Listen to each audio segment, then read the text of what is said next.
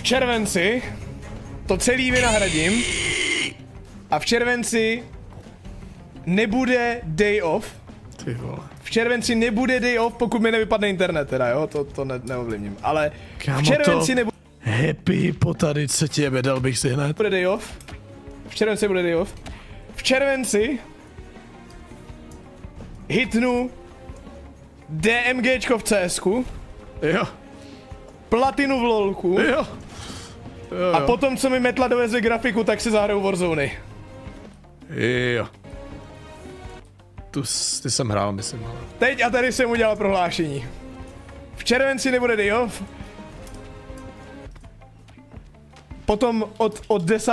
možná týden budu kalit, takže možná to budou krátký streamy. Ale to vymyslíme. Co?